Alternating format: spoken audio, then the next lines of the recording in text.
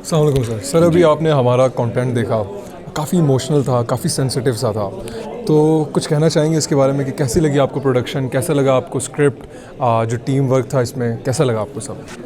دیکھیے, پہلی چیز تو یہ ہے, thank you for asking me.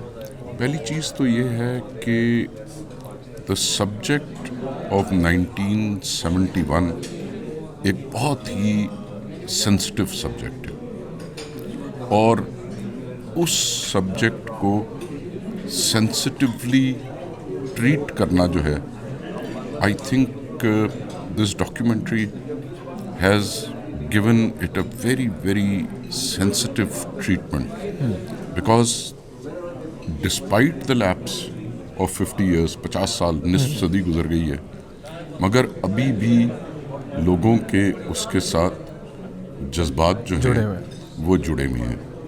جہاں تک اسکرپٹ, گرافکس اور جس طریقے سے اٹ ہیز بین انٹرووون, میرا تھوڑا سا کیونکہ میڈیا کے ساتھ بیک گراؤنڈ ہے اور رہا ہے پچھلے 25-30 سال سے, تو that is very very professionally done. تو اس میں دو ایسپیکٹس آپ کی ڈاکیومنٹری کے مجھے بہت پسند آئے. ایک تو یہ ہے sensitive treatment of the subject, اور دوسری چیز ہے professionalism, the production quality, the graphics, اس کے اندر the way the linkages have been done, and to sum up a subject جو کہ اتنا بڑا سبجیکٹ ہے, اس کو ابھی آپ نے 50 منٹ کے اندر اس کو جو سمرائز کیا ہے, آئی تھنک وہ بہت اچھا ہے. It is very very nicely done. ویسے کہتے ہیں the sky is the limit, there is always room for improvement.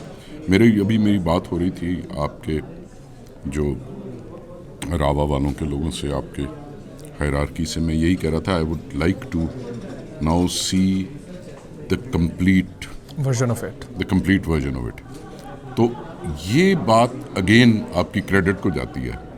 وہ اس طرح کریڈٹ کو جاتی ہے کہ آپ نے اس 50 منٹ کے اندر جو آپ کا ابریجڈ ورژن ہے, آپ نے اپنے ویور کے اندر تجسس پیدا کیا ہے کہ میں پورا دیکھوں. Thank you, sir. Thank you for your time. Really means a lot.